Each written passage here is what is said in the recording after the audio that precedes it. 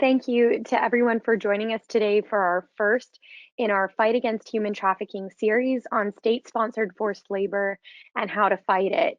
I'm Olivia Enos, a senior policy analyst in the Asian Studies Center here at Heritage, and I'm excited to mark this National Slavery and Anti-Trafficking Awareness Month by kicking us off with this event. It was my junior year in college when I first learned about political prison camps in North Korea. I truly thought that these modern day gulags, as well as the re-education through forced labor practices that are used inside of those camps, I thought they were relegated to the history books. I was wrong. It was 2018 that the world first started hearing reports about political re-education camps inside of Xinjiang, China, where today between 1.8 and 3 million Uyghurs are held in detention. Now we know that forced labor is taking place. People who are inside of those camps have been sent after their time in those camps and been forced to labor through forced labor transfer programs. And some factories even share facilities with those political camps. I thought that this was relegated to the history books, and yet again, I was wrong. It was high school when I first learned about human trafficking, when I heard that individuals actually exploited other people, both for sex, for labor, and for profit. And my conscience was shocked, as I'm sure many of our audience members were too, when they first learned about the terrors and the horrors of human trafficking. I thought that all of these practices, again, were relegated to the history books, and I was wrong. But when I heard that governments themselves, yes, governments themselves, actually engage in human trafficking, subjecting people to forced labor and other forms of exploitation, my conscience was shocked even further. The people that we have assembled here today have devoted their lives to defending the voiceless. They've been a voice for the voiceless, and they bring some of their own experiences as well as their research and their analysis to bear in what I hope will be a program that both helps to bring about greater awareness about state-sponsored human trafficking, but also helps us to think through next steps and solutions to remedy these serious challenges. So I'm very delighted to have with us today Ambassador at Large for Trafficking in Persons, John Richmond, who's going to join me up here. He serves as the United States Ambassador at Large to monitor and combat trafficking in persons, and he leads the department's office to monitor and combat trafficking in persons. Ambassador Richmond has an incredibly illustrious career. He comes to the highest position in the federal government dedicated to combating human trafficking after a distinguished career in the global battle for freedom. He co-founded the Human Trafficking Institute that exists to decimate modern slavery at its source by empowering police and prosecutors to use victim-centered and trauma-informed methods to hold traffickers accountable and ensure survivors are treated with respect and care. Prior to the Institute, Ambassador Richmond served for more than 10 years as a federal prosecutor at the U.S. Department of Justice's Human Trafficking Prosecution Unit, where he was named one of the Federal Prosecutors of the Year by the Federal Law Enforcement Foundation. Ambassador Richmond regularly served as an expert to the United Nations Working Group on Trafficking in Persons, as well as living in India for 3 years, pioneering international justice missions anti-slavery work. Ambassador Richmond earned his bachelor's degree from the University of Mary Washington and his Juris Doctor from Wake Forest University School of Law. Ambassador Richmond, thank you so much for joining us and also for agreeing to take Q&A. So for our audience members, please be sure to turn your attention to the Q&A box and submit some of those questions so Ambassador Richmond can be responsive to your interests throughout our program. So without further ado, Ambassador Richmond, thank you so much for joining us. It's great to be with you, and good morning. Welcome to everyone who is joining. I am grateful to be included today in this important discussion about human trafficking. I'm even more grateful for Olivia and the organizers at the Heritage Foundation for narrowing today's topic from broad issues about modern slavery to focus on state-sanctioned forced labor. Governments engaged in trafficking people is a significant concern for businesses, for consumers, for academics, and for policymakers. It is a far graver concern for the victims. Millions of people don't get to decide where they work and often do not see the fruits of their labor. Traffickers deny their agency and their autonomy. And when most of us think about traffickers, we conjure up images of criminals. Perhaps we think of cartoonish scoundrels in trench coats lurking in the shadows, or creepy guys in white panel vans offering candy to bait kids. These images are helpful or unhelpful caricatures. Many traffickers actually know their victims, and many times they're family members. Yet most of our conversations, conferences, and trainings on the issue of human trafficking focus on traffickers who are criminals, whether they are individuals, gangs, companies. Criminal traffickers operate outside the law. State-sanctioned forced labor is different. Instead of traffickers illegally violating criminal law, some governments traffic people using the law itself as a means of coercion.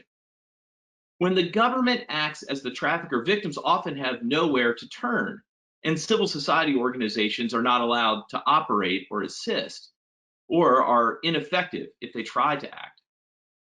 The International Labor Organization estimated that governments force 4.1 million people to work in 2016. For some perspective, that's about the size of the population of Croatia or the state of Oregon in the USA. I think the actual number is much larger, but due to a lack of transparency, it's very difficult to estimate the true scale of this type of human trafficking. It shouldn't surprise us that governments do this. Throughout history, we've seen many examples of human trafficking, including slavery, at the hands of governments. From ancient armies conscripting defeated foes, hereditary monarchs forcing people to work, or communist collectivization farming. The sovereign or the seat of legal power exploiting people has been a practice throughout history.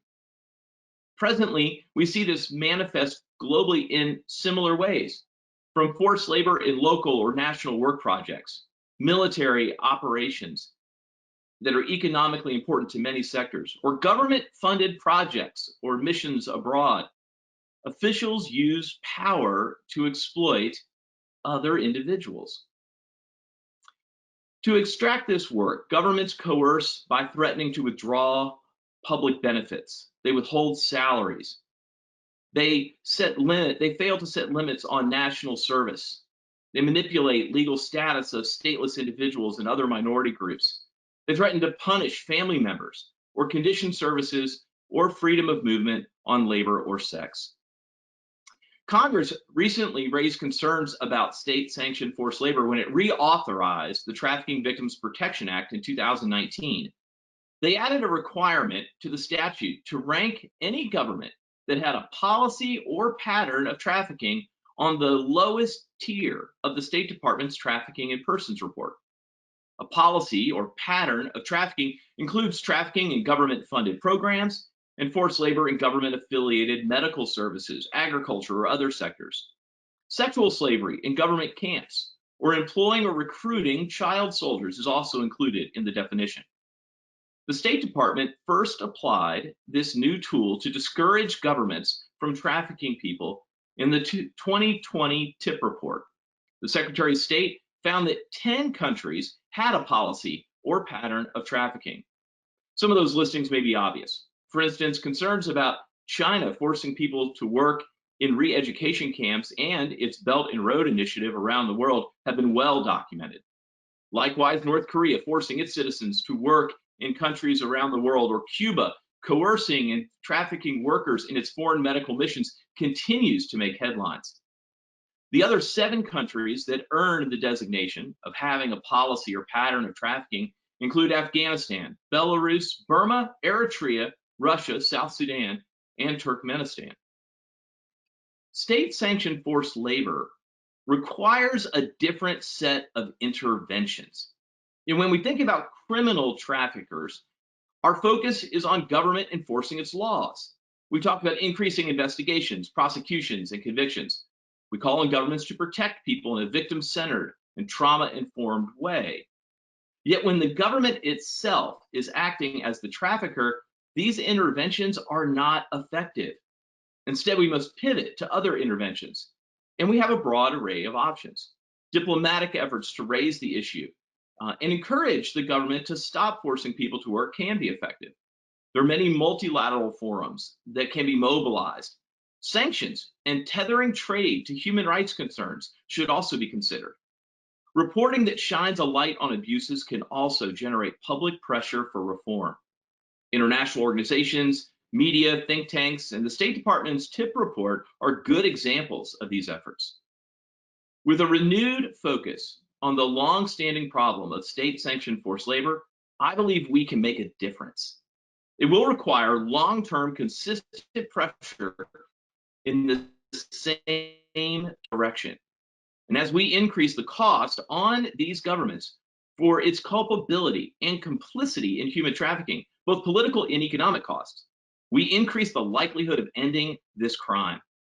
And our hope is that one day the inherent value of every individual will be recognized and protected by all governments around the world. I'm looking forward to the candid discussion today about this issue and learning more about the practical steps we can take to make a difference. Thank you for letting me join, and I'm glad to be with you. Thank you, Ambassador Richmond, for that really comprehensive coverage of state-sponsored human trafficking. I think it's, one of those aspects of human trafficking that is often under-focused on. And so it was so exciting to see governments that were now being listed for engaging in that state-sponsored practice. I'm going to take moderator's prerogative and ask the first question, and then I promise we'll turn to audience questions. But with that new state-sponsored designation for those 10 countries, are there any direct consequences that come as a result of that, or any thought of increasing some of those consequences, as you talked through the range of options that the US government has in order to really increase pressure on governments to not engage in that behavior? One of the first consequences to recognize is that being listed as having a policy or pattern of trafficking for a government creates an immediate listing on tier 3 in the TIP report. And for folks not familiar, the TIP report ranks countries tier 1, tier 2 watch list, and tier 3.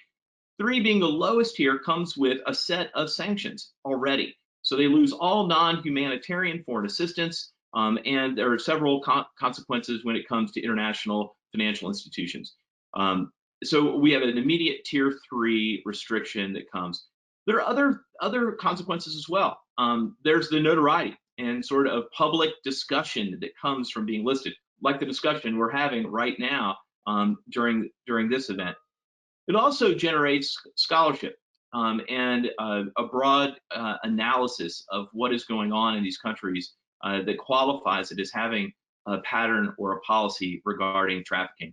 We can look at other consequences as well in multilateral engagements as we think about our work with the United Nations, specifically the United Nations Office on Drugs and Crime. We think about how to engage through other multilateral fora. I think there's a lot of opportunity there. There's also the possibility that it could trigger global Magnitsky Act sanctions as we think about human rights abuses. And of course, in 2019, in addition to creating the state-sanctioned forced labor emphasis, Congress also created a new sanctions authority regarding human trafficking. And as that gets up and running in the next few years, I think that could be another powerful tool. That's really great. We have a really good question that I'm going to paraphrase from audience member Michael Lundy. The question is, human trafficking is a pretty bipartisan priority. Do you anticipate that the Biden administration will take up the mantle, and what do you think might be the future of trafficking policy under the next administration? I think that you're absolutely right. This has been a bipartisan issue. I say that I think that human trafficking occupies some very rare political real estate in Washington, D.C. We've got champions for this issue on both sides of the aisle, and we worked really hard to maintain our bipartisan consensus. In fact, yesterday we hosted a conversation with my 3 predecessors, the 3 prior trafficking in persons ambassadors who were appointed by various administrations, 2 by Obama, 1 by Bush, and then myself. I'm talking about how we've had continuity in this space, how we saw that when President Clinton signed this law, there was concern that whether President Bush would make it a priority, and he did. And then there was concern when we transitioned to the Obama administration if President Obama would see this as Bush's priority and not take it up. But no, President Obama also made it a priority. And the same concern happened in 2016. And indeed, President Trump has made this a priority as well. I, by definition, can't speak for the Biden administration and what it's going to prioritize, but it is my sincere hope that there will continue to be continuity in this space. And myself, as well as my three predecessors, have all committed ourselves to make sure that we can support and cheer on the next trafficking in persons ambassador and hopefully enable the Biden administration to continue to make this a priority. That's great. Okay, one last question. This comes from Cheryl Bassett. She says, good morning and thanks for hosting this event, to Ambassador Richmond for his participation. What has been the reaction of the 10 countries that were listed as state sponsors of forced labor?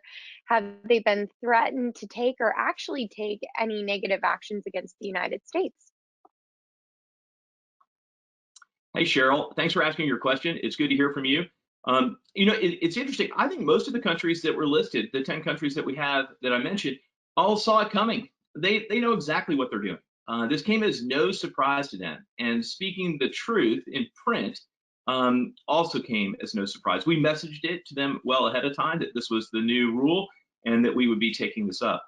The reality is, even before this, we've been engaging these countries on these troubling practices for a long time. I have not heard of any adverse consequence that has come in terms of retaliation or anything like that to the United States.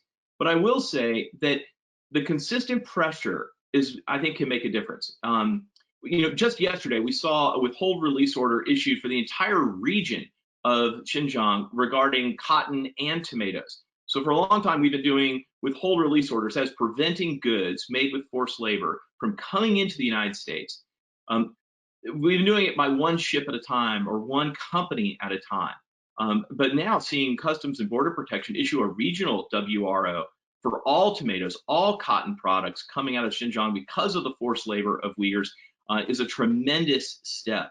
And I think that part of listing them in the TIP report for having a policy and pattern applies pressure and gives support to further enforcement actions like the WROs. And so my hope is that we'll continue to make state-sanctioned forced labor a priority, that we'll continue to engage the countries on it until we can make sure that everyone is free.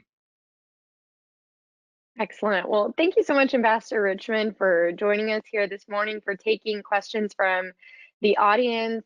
We so appreciate the attention that you've given to this issue and how you've raised the profile of the issue under this administration. And I know this event was a long time coming, so I'm so glad that we are finally able virtually to welcome you to the Heritage stage. But thank you again for everything. We really appreciate your comments and remarks and your hard work. Thank you, Olivia. Awesome. I'd like to now invite Adrian Zens, our first panelist, to join me up on the screen. Adrian is the Senior Fellow in China Studies at the Victims of Communism Memorial Foundation in Washington, D.C.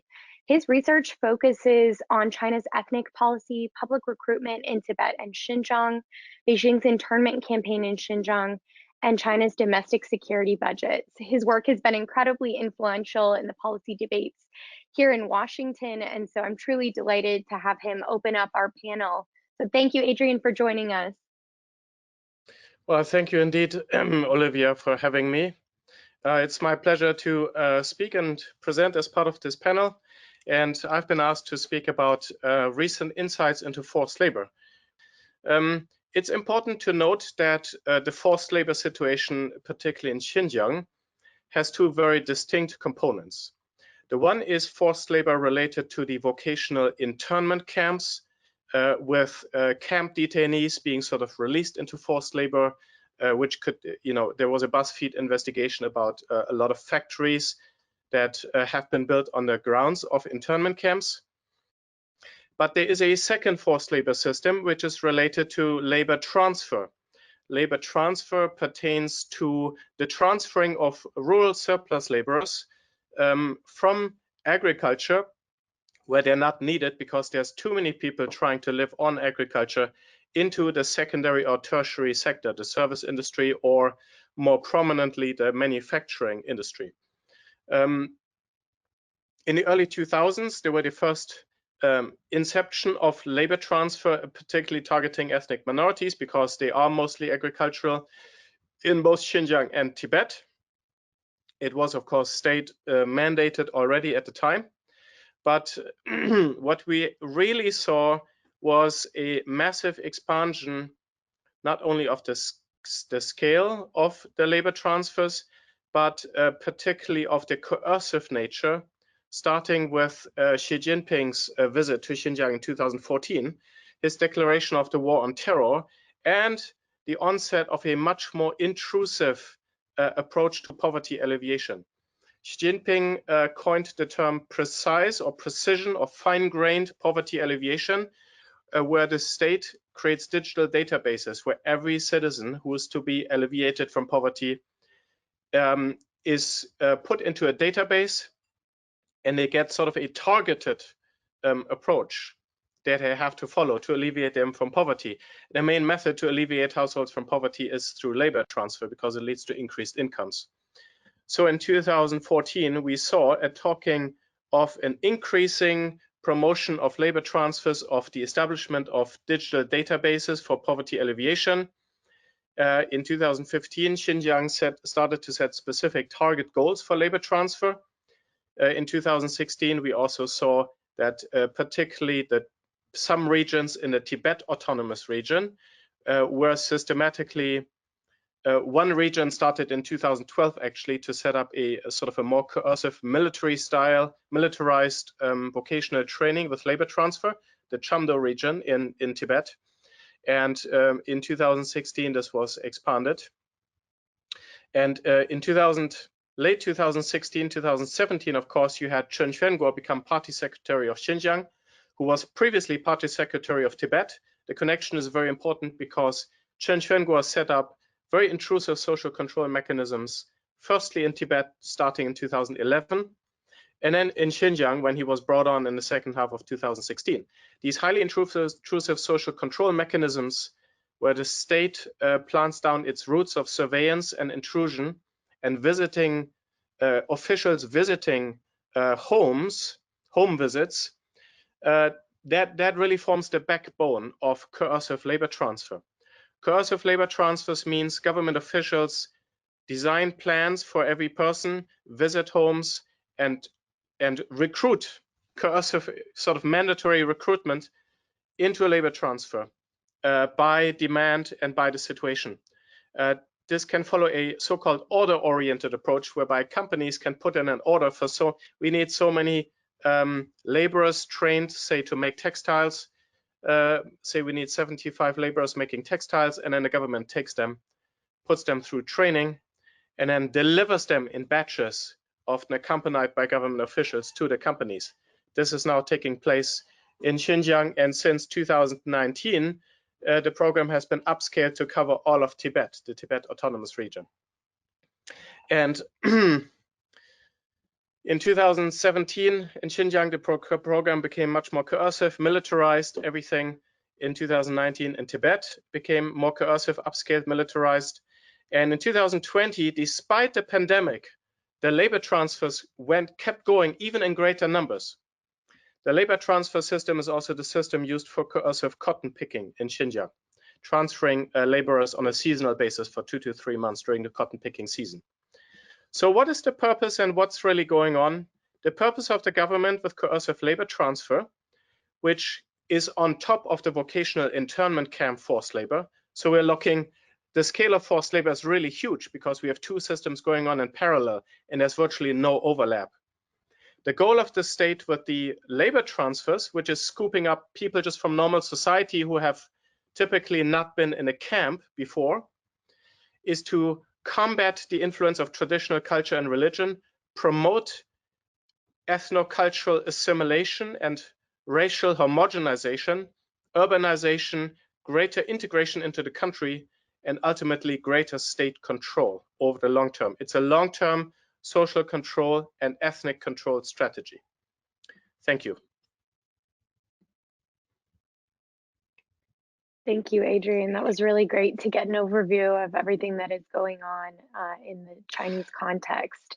I'd now like to invite Greg Scarlotti to join me up on the screen. Greg is our second speaker, and Greg is the executive director of the Committee for Human Rights in North Korea. He is a visiting professor at Hanguk University of Foreign Studies, an instructor and coordinator of the Japan and Korea class at the U.S. State Department's Foreign Service Institute. Greg is vice president of the International Council of Korean Studies. He also holds a master's in law and diplomacy from the Fletcher School at Tufts University and a Master of Arts and Bachelor of Arts from Seoul National University's Department of International Relations. He completed the MIT Seminar for U.S. National Security Leaders in 2016 to 2017, and he was awarded the title Citizen of Honor City of Seoul in January 1999. Greg and his work at HRNK is incredibly important. It is the go-to resource for me on all things human rights in North Korea, and so I'm so glad to have him here to address forced labor in the context of North Korea. Thank you, Greg. Olivia, thank you very much for the kind introduction. Thank you for the invitation. Thank you, your team at Heritage, for working so hard on preparing this event. North Korea, the DPRK, is a Tier 3 country according to the 2020 U.S. State Department Trafficking in Persons report. What is the fundamental issue with North Korea? This is a regime that focuses all available resources on its top strategic objective, which is its own survival. Now, on a side note, there's nothing wrong with a political regime striving to survive. However, this is a bad one. According to a February 2014 report by a UN Commission of Inquiry, this is a regime that commits crimes against humanity against its own citizens and against citizens of other countries. So, in order to survive, this regime exploits and oppresses its own people at home and abroad. If one looks at North Korea's export profile, and this is basically the source of hard currency that the regime needs to fuel its nuclear and missile program, to keep the elites happy through access to luxury goods from the outside world, they export minerals, metallurgical products, manufactures, including, most importantly, illicit exports of arms, mostly to very hot areas of conflict, textiles, agricultural, and fishery products. Now, within this context, the North Korean economy doesn't have much to offer. Basically, minerals in North Korea represent a very important resource. So coal, iron ore, copper, other commodities constitute the bulk of North Korea's exports.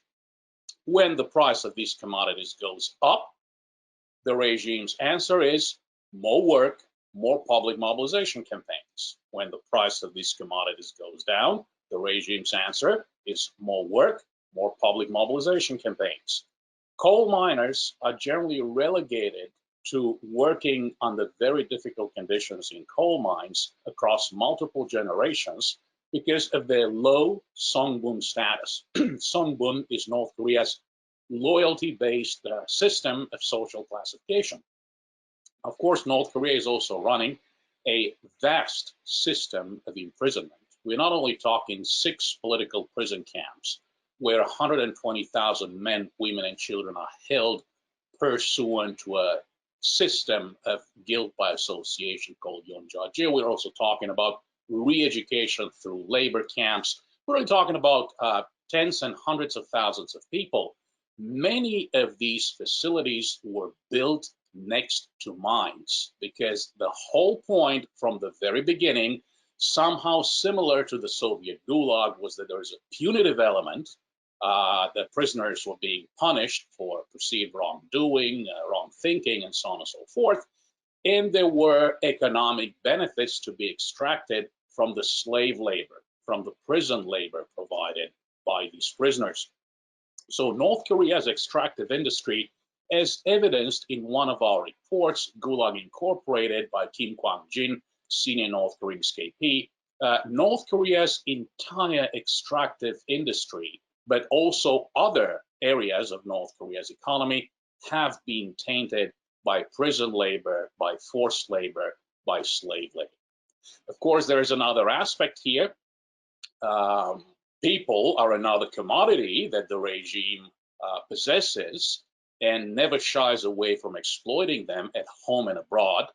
According to civil society organizations and our own US State Department Human Rights Report on the DPRK, at some point, just about a couple of years ago, there were about 100,000 North Korean workers dispatched to about 40 countries worldwide, working in fisheries, working as loggers in the Russian Far East, working as construction workers in the Middle East, in the Russian Far East, in China, restaurant workers, women in particular. They work under working conditions that range from terrible to abysmal. Their salaries are confiscated up to 90%. Of course, pursuant to UN Security Council sanctions, many recipient countries of these North Korean overseas workers had to send them back. It is not clear what the current number is right now, but what is clear is that some major recipients of North Korean labor are trying to bypass the sanctions. One example, Russian statistics showed that nearly 7,000 North Korean citizens arrived in Russia during the first quarter of 2020. And of these, 753 registered as workers, 1,975 as students, approximately 3,000 as tourists. We know that something else is going on there. Of course, there is another very tragic aspect, and that involves, in particular, North Korean women. One has to remember that North Korea went through a great tragedy in the 1990s, a great famine. Since then, an informal marketization process has taken place in North Korea. The ones who have assumed primary responsibility for the survival of their families have been women. They're the ones who get arrested at the markets for alleged wrongdoing. They're the ones who are subsequently imprisoned and turned into forced laborers at North Korea's detention facilities. It is women primarily who cross the border into China in search of opportunity for themselves and their families. It is them who are arrested and forcibly repatriated to North Korea in direct violation of the 1951 Convention concerning the status of refugees and the 1967 Protocol. In their turn, they're thrown into this mixture of forced labor in North Korea. It is more difficult to establish the level, the degree, the depth of regime involvement in the trafficking of North Korean women in China. That has been a very serious issue for more than 2 decades now. And certainly with no protection, the North Korean women in China are absolutely helpless. Many of them are forced into these so-called marriages with no paperwork or legal protection. They're really under very dire circumstances in a very difficult situation. So on multiple levels, in various areas, in various industries, all over the map, trafficking run basically by the North Korean regime, by the North Korean authorities is happening. And as pointed out in the State Department's 2020 Trafficking Persons Report, not only does North Korea have a very serious trafficking in persons problem, the North Korean government, the North Korean regime is making absolutely no efforts to improve the situation. Of course, the time is very short. We will not be able to come up with any, let's say, solutions, but possibly a couple of ideas, pressuring the DPRK government into joining the Office of the High Commissioner for Human Rights 2000 protocol to prevent, suppress, and punish trafficking persons, perhaps making efforts to include a human rights rationale in the UN Security Council sanctions. Yes, workers were sent home or were supposed to be sent home, but not based on a tip rationale or on a human rights rationale that was entirely apolitical security and military rationale, severing the funds that fueled the regime's nuclear and missile program.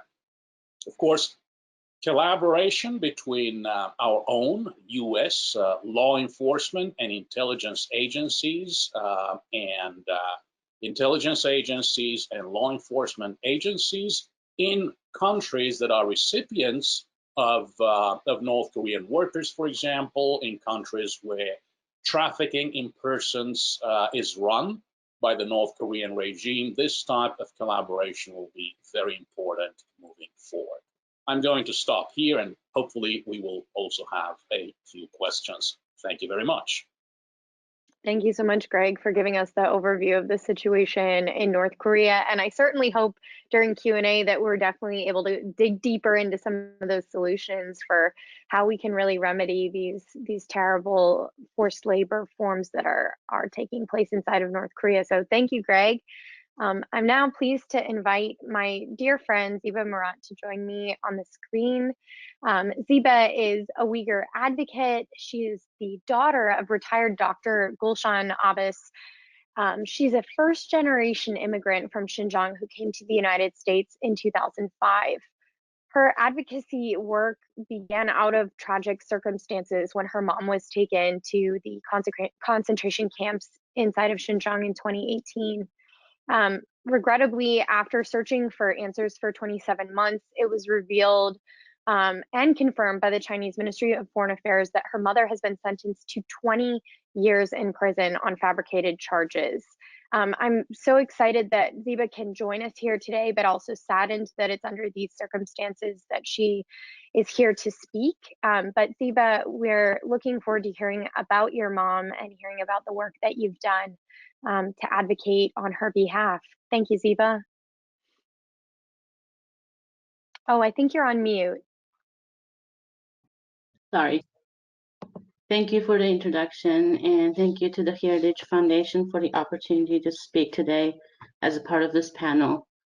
It feels very strange to be telling my personal story in connection with this topic, but what's happening to the Uyghur people today is nothing less than the massive state-sponsored trafficking of human beings in connection with genocide. My own mother has been swept into this horror, and our family has been suffering over the last 2 years of agonizing over something we never thought would happen. The Chinese regime's labor transfer programs and concentration camps are something that seems unimaginable in this modern age. Since 2017, the Uyghurs have been facing escalating, terrible persecution for their religion and ethnic identity. The crisis has escalated, and China has faced few consequences for its action to abduct innocent people like my mother, Dr. Gulshan Abbas, an Uyghur retired medical doctor. She disappeared in September of 2018, and we had no word until just a few weeks ago. Then we learned that she was given 20 years sentence on false charges in March of 2019. For all this time, our queries to the Chinese regime have gone unanswered, and now we see my mother is in prison as a direct retaliation for my family members' advocacy work in the US. My mother is a peaceful, non-political person. She speaks fluent Chinese and has always lived a life for caring others. And I have no idea where she is or how her delicate health is faring. The hardest part of this lonely situation is seeing that so many people still have no idea what's going on. Even worse, the conversations surrounding China continue with no mention of the names of those who are wrongfully detained. The business deals are pursued while millions of people are being targeted and moved to China, out of their homes and into direct factory jobs where they manufacture products for global brands and make PPE equipment. Testimony from prisoners are revealed that Chinese prison guards themselves can negotiate war contracts. This all feeds into the continued push to provide more slaves. For the past 2 years, whenever I see video footage of Uyghur camp detainees lined up waiting to be transferred to a different city under the false pretense of creating jobs to alleviate poverty slogan, I can't help but to look for my mother among those crowds. My heart aches to imagine my 58 years old medical professional mother may be forced to make people's shoes and shirts. As a parent of 2-year-old daughter, I can't believe that I had to address Walt Disney, which represent the dream of the children in my Washington Post article that they whitewashed a genocide and choose to film the Mulan in the region despite knowing about the concentration camp where my mom has been languishing. What kind of the world are we living in? We need to pass the Oil Forced Labor Prevention Act, and we need to do far more to hold businesses accountable. I should not be worried that the shoes and clothes I'm wearing were made by the blood, sweat, and tears of my people and my own mother. On behalf of the Uyghur people and on behalf of myself, a daughter fighting for her mother's freedom, please continue to uphold the value of the human life by shouting out against this despicable trafficking of human beings. Please save my mother and my fellow Uyghurs before it's too late. Thank you. Eva, thank you for sharing that about your mother and for speaking out on behalf of all of the Uyghur people. I want to invite the panelists to rejoin me on the screen so that we can start taking Q&A from our audience members. This is a reminder to our audience members to please feel free to submit questions into the chat box. We are excited to answer them. Adrian, could you also join me on the screen? I'm going to take moderator's prerogative and ask the first question. So my question to each of you, as you should choose to answer, is what is the single most important step that the US government could take today to counter state-sponsored forced labor? Greg, would you like to start us off? Yes, certainly. We have already taking the issue very seriously, as Ambassador Richmond pointed out. It is undoubtedly a bipartisan issue. And as I very briefly mentioned in my presentation, of course, there are lots of things we can do on the world stage. There are lots of things we can do at the UN. There are lots of things we can accomplish through bilateral US sanctions, as is the case of the DPRK of North Korea. Again, as I mentioned, it will take cooperation with law enforcement and intelligence agencies in countries that are recipients of North Korean forced labor, well, basically sent there by other government sponsors of trafficking persons. Let us not forget that civil society organizations can also play a very important role. Of course, there are civil society organizations that are dedicated to this particular issue. But again, in our world of North Korea CSOs, I think that trafficking in persons could be an even higher profile issue that has been so far. We have been addressing a whole host of terrible, terrible human rights violations and crimes against humanity, from prison camps to the abduction of foreign nationals and other terrible issues. But again, I think that CSOs in particular can do much better to elevate the importance of the issue and to focus international attention on the issue. This is a great opportunity. We have a new incoming administration. It's a great opportunity for a reset, I think, and we should all capitalize on this moment and address this scourge.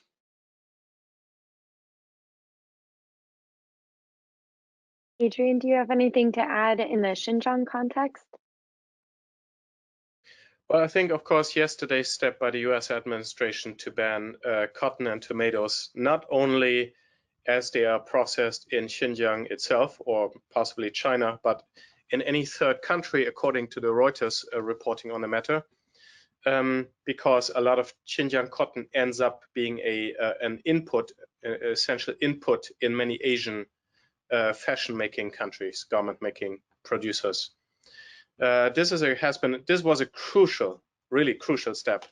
The next step would be the Uyghur Forced Labor Act, because it goes beyond it. The Uyghur Forced Labor Act also monitors the transfers of Uyghur workers to other parts of China and what's going on there. although I'm not sure that its provisions are quite strong enough to strongly tackle the counter ramifications of that. I think, oftentimes with these policies, they're developed years ago, on evidence, on past evidence, and then it's a fast-moving target. So there's more work to be done, I think, to systematically counter Uyghur forced labor and possibly Tibetan forced labor as it circulates around the country.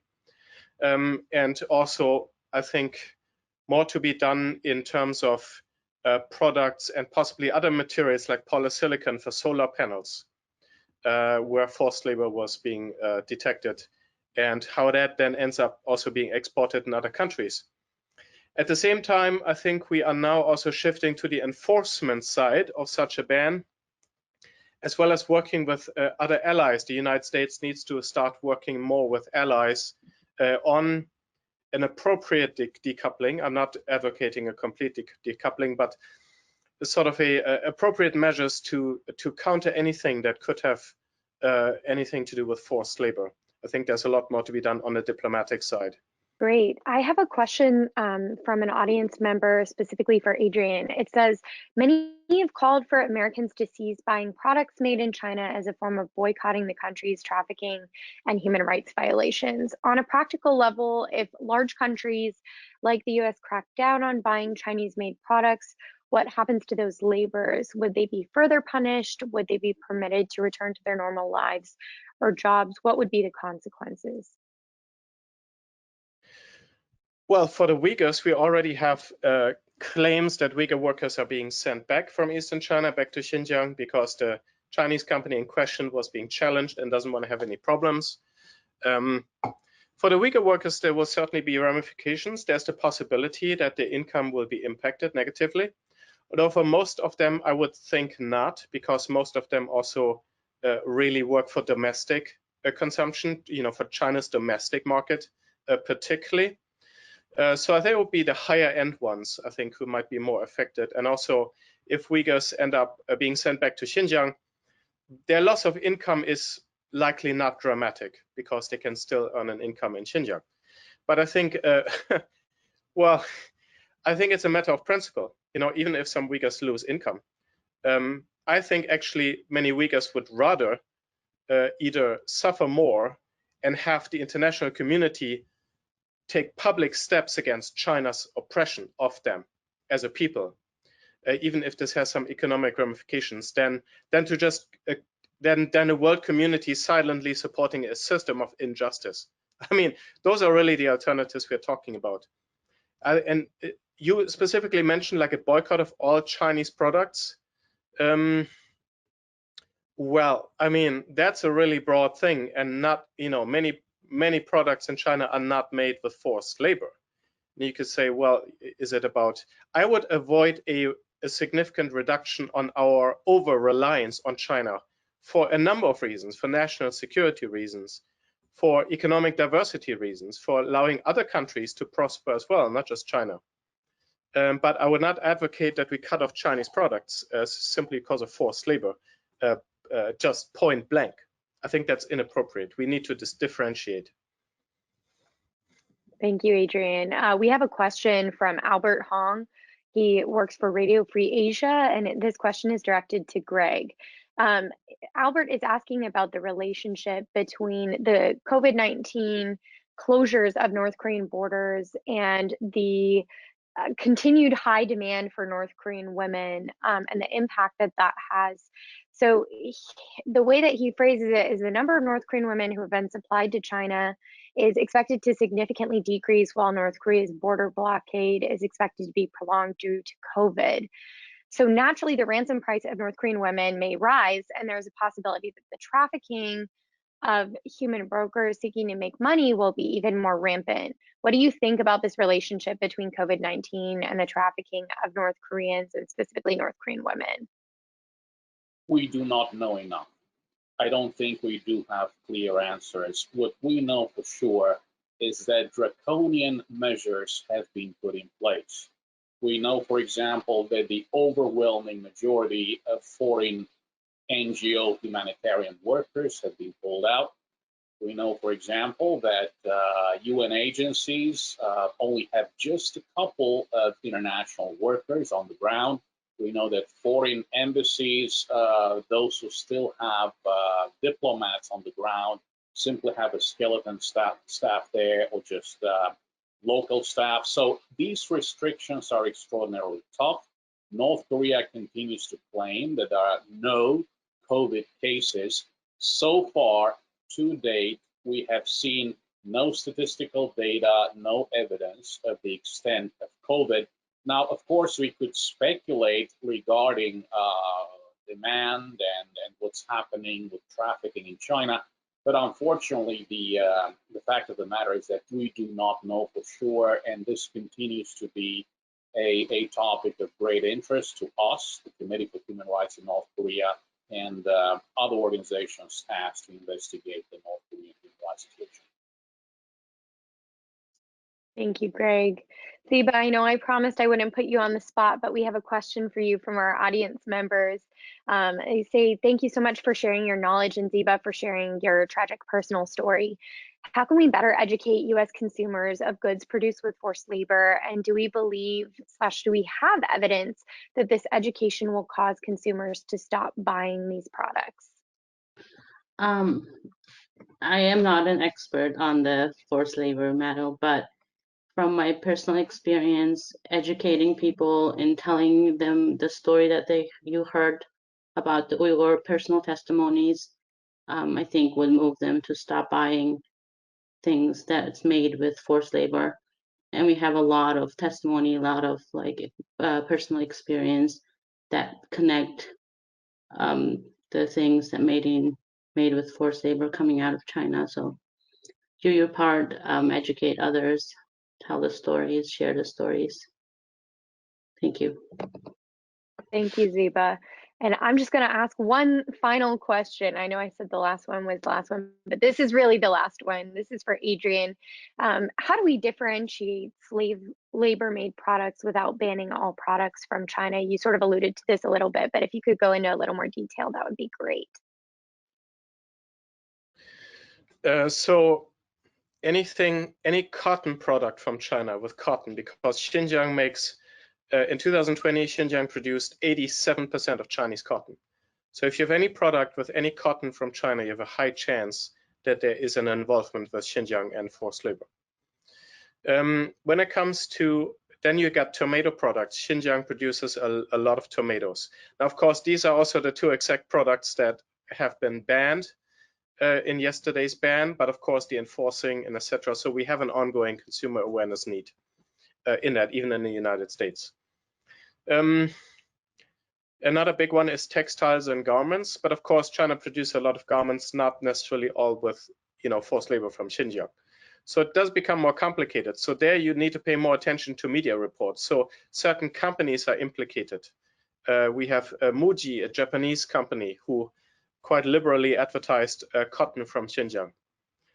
We have Esquel, which is a large garment maker and supplier based in Hong Kong that has significant dealings in Xinjiang.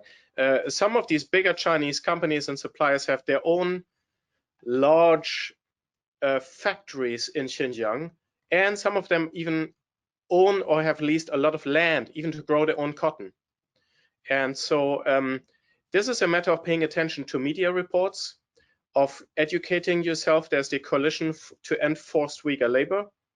They have their own website. Over 300 entities are associated with them now. It's going to be a moving target, and it's in the media. So I think websites like also the Uyghur Human Rights Project, websites like those, the Campaign for Uyghurs, which is run by Eva Morat's sister Rushan Abbas, Campaign for Uyghurs, CFU. These entities create awareness and post, and of course my Twitter account will have a fairly regular stream of information on the latest in news and everything. So there are ways to inform yourself. Unfortunately, they're a little scattered. I think there's a real need for this to become more systematic. And I would very much agree that there's much to be done on the awareness side. So thank you for asking. That was great. Thank you so much to our panelists for really shedding light on an aspect of human trafficking that I think gets not nearly as much attention as it deserves.